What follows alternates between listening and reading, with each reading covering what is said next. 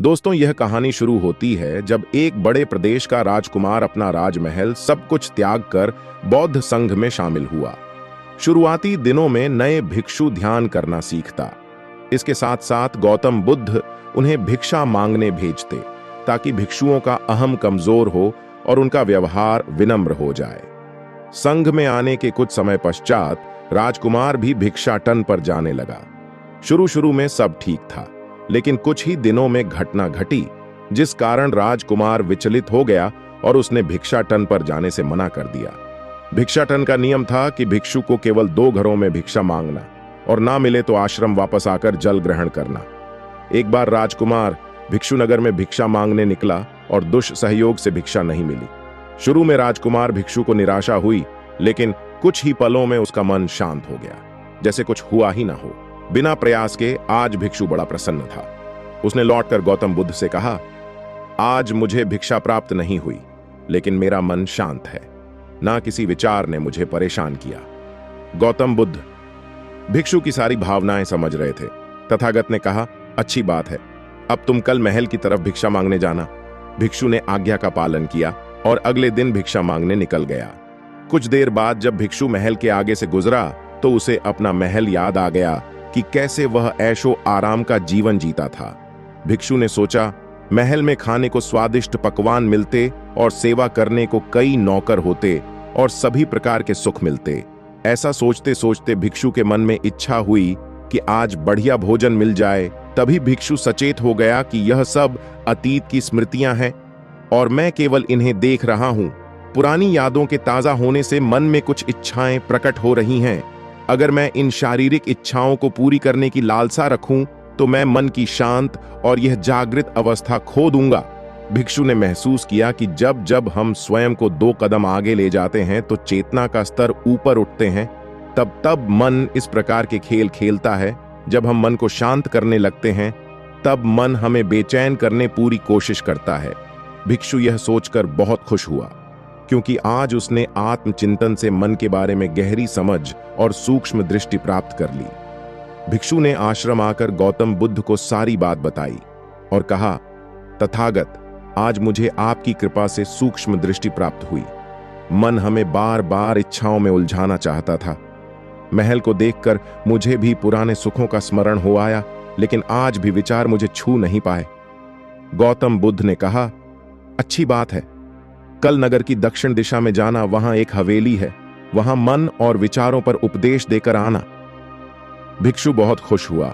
आज वह जल्दी जल्दी चल रहा था क्योंकि वह उपदेश देने जा रहा था। पर दोस्तों, इस बार की यात्रा भिक्षु पर भारी पड़ने वाली थी। कुछ ही देर में भिक्षु हवेली पहुंचा और भिक्षा के लिए आवाज लगाई। सुनकर एक सुंदर युवती बाहर आई। भिक्षु ने सोचा कि इस युवती की सुंदरता को देखकर मेरे मन में कोई विचार नहीं आना चाहिए, क्योंकि मेरा यहां आने का प्रयोजन तो इसको उपदेश देना। युवती ने भिक्षु को प्रणाम किया और कहा, आइए, पहले भोजन ग्रहण कीजिए। भिक्षु ने भोजन किया, फिर सोचा कि उपदेश देने से पहले थोड़ा आराम कर लेता तो अच्छा होता। भिक्षु यह सब सोच ही रहा था। इसी बीच युवती ने कहा, श्रीमान, आपने अभी अभी अन्न ग्रहण किया है, अब थोड़ा आराम कर लीजिए, फिर उपदेश शुरू करना। यह सुनते ही भिक्षु सतर्क हो गया। जो योजना वह मन में बना रहा था, यह महिला वह सब बिन बताए जा रही थी। भिक्षु ने सोचा, यह सब संयोग है, यहां लोग भोजन के बाद आराम करते होंगे। फिर भिक्षु आराम करने लेट गया और विचार करने लगा कि महिला कितनी समझदार है और इसकी सुंदरता बेजोड़ है।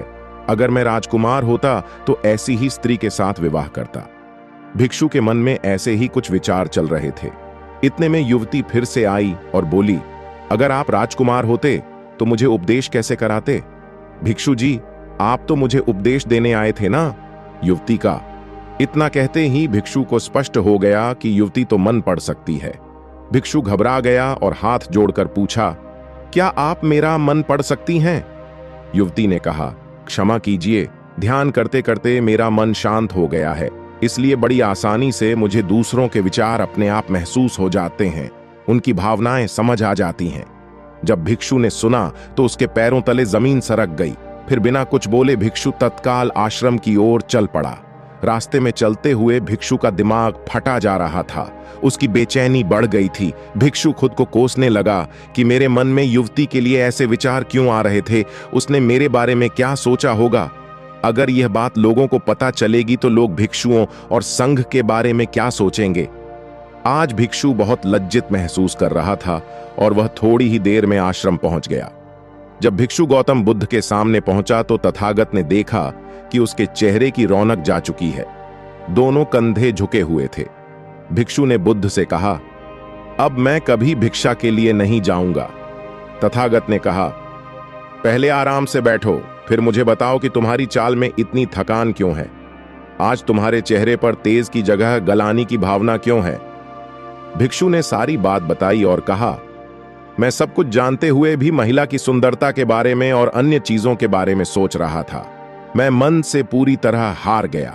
अब मैं कभी उस दिशा में नहीं जा पाऊंगा। मैंने बौद्ध संघ का भारी अपमान किया है। गौतम, बात ध्यान दो कि कहीं तुम नकारात्मक विचारों के साथ अतिशुक्ति करने वाले शब्दों का प्रयोग तो नहीं कर रहे। जैसे मैं हमेशा हारता हूं। जीवन में कुछ नहीं बचा। मैं से पूरी तरह हार गया। मेरे साथ कोई नहीं है, क्योंकि ऐसा करने से मन अति भावुक और विचलित हो जाता है और नकारात्मक विचारों के चक्र में फंसा रहता है। तथागत के शब्दों से राजकुमार भिक्षु के मन को सांत्वना मिली। भिक्षु ने पूछा, अगर मैंने अपने मन को जीत लिया था तो फिर मन ने मुझे परेशान क्यों किया। गौतम बुद्ध ने कहा, सबसे पहले यह समझो कि विचार पैदा कैसे होते हैं। पहले बाहर कुछ हुआ, फिर उस घटना के प्रति अंतर्मन ने प्रतिक्रिया की। इस कारण शरीर में भावना या सनसनी पैदा हुई। फिर इस फीलिंग के प्रति तुम्हारे सचेत मन ने प्रतिक्रिया की। भिक्षु ने पूछा, हमको परेशान करने की विचारों में इतनी शक्ति आती कहां से है। गौतम कहते हैं कि हम खुद विचारों को यह शक्ति प्रदान करते हैं। जब आप निर्णय और सही गलत के चिन्ह लगाकर विचारों को देखते हो तो उनके प्रति रिएक्ट करने लगते हो। एक विचार के साथ अन्य विचार भी सोचने लगते हो। जब तक आप खुद को जज करोगे तब तक मन आपको नीचा दिखाकर हावी होता रहेगा। भिक्षु ने पूछा, फिर मन शांत कैसे होगा। तब गौतम बुद्ध ने कहा, अगर विचार है तो शरीर में भावना भी महसूस हो रही है, क्योंकि हर विचार भावना के साथ प्रकट होता है। अगर आप अश्लील विचार महसूस कर रहे हो तो इसका मतलब है कि शरीर में एक भावना भी महसूस हो रही है और फिर आप उसके बारे में सोच रहे हो या रिएक्ट कर रहे हो, और इसी बात में मन को शांत करने का तरीका छपा है। हर विचार को देखना कठिन है क्योंकि विचारों का वेग तेज होता है, लेकिन शरीर में महसूस हो रही भावना को देखना आसान है क्योंकि यह देर तक बनी रहती हैं। अगर इन्हें बिना निर्णय के सही गलत का मतलब लगाए तो सिर्फ देखा जाए तो यह गायब भी हो जाती हैं। तब मन के पीछे जो शांति है वह प्रकट होती है और उस शांति में एहसास होता है कि मन हमारा कुछ नहीं बिगाड़ सकता। हमारा अंतर्मन कैसे ठीक होता है। सही निर्णय से अगर हम किसी भी इंसान या घटना या फिर अपने मन को बिना सही निर्णय के देखते हैं तो मन के साथ साथ अंतर्मन अपने आप स्वस्थ और शांत होने लगता है। अगर तुमने मात्र यह देखा होता कि इस औरत के प्रति विचार केवल मेरे अंतर्मन के प्रतिक्रिया के कारण है और यह मैं केवल देख रहा हूं, मन में बहुत कुछ चल रहा है, लेकिन मैं सांस के प्रति सचेत हूं, मैं शरीर में होने वाली प्रतिक्रिया को देख रहा हूं, तब तुम सचेत होकर दृष्टा भाव में लौट आते। मन के पीछे जो शांति है वह हमारी सबसे बड़ी ताकत है। हम बड़ी आसानी से विचारों को शांत कर सकते हैं और एक दिन यह जान सकते हैं कि किसी भी प्रकार का विचार चिंता असल में इस शांति को पार नहीं कर सकता। हम हमेशा विचारों से अछूते हैं। गौतम बुद्ध कहते हैं, तुम याद रखो, विचार तुमसे हैं। तुम विचारों से नहीं, तुम हमेशा ही अपने विचारों से शक्तिशाली हो, अपने डरों और चिंताओं से शक्तिशाली हो। अब तुम अगले 7 दिन युवती के घर भिक्षा मांगने जाओगे और ध्यान रखना, अपने विचारों को जज मत करना। अच्छे बुरे विचार केवल तुम्हारा द्वार खटखटाते हैं। तुम केवल इतना याद रखना कि तुम वह शांति हो जिसमें सब प्रकट हो रहा है। अगले दिन भिक्षु पूरे मार्ग जागृत होकर चला। महिला के घर जाने से पहले थोड़ी घबराहट हुई, लेकिन भिक्षु दृष्टा भाव में बना रहा। विचारों को, शरीर में उठ रही भावनाओं को, डरों को, सबको बस देखता रहा था। जब वापस लौटा तो वह पूरी तरह शांत था।